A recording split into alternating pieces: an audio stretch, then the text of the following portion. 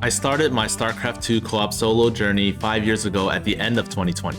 This channel was where I posted my runs because they needed to be posted somewhere in order to be added to the mutation solos table. My very first solo published was Blast from the Past with Abathur. What a fitting mutation to revisit now.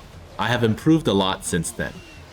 Originally, I just did runs that other people had already done because I wanted to use existing runs as reference. Eventually, I started going for all clears for every weekly mutation.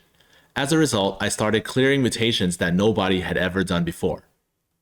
If you look at the mutation solos table, pretty much every non-rifts or killbots mutation that has a 1 is mine.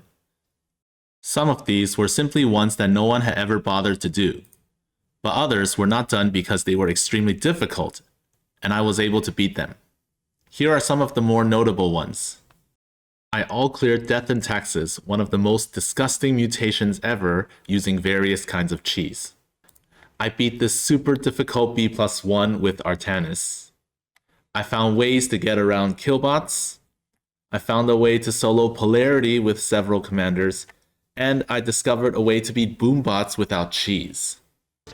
My first noteworthy clear was Breath of Destruction by Han and Horner.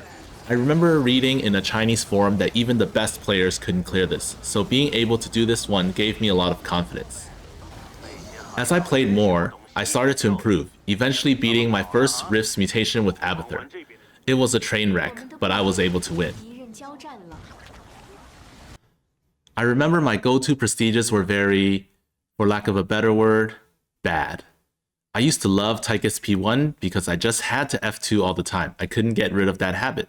Stetman P1, Zeratul P3. I loved using these weaker prestiges. I never argued that they were better. I just loved them because they suited my playstyle at that time better. And as I got better at the game, more and more co-op enthusiasts like you, the viewers, started following me in my journey.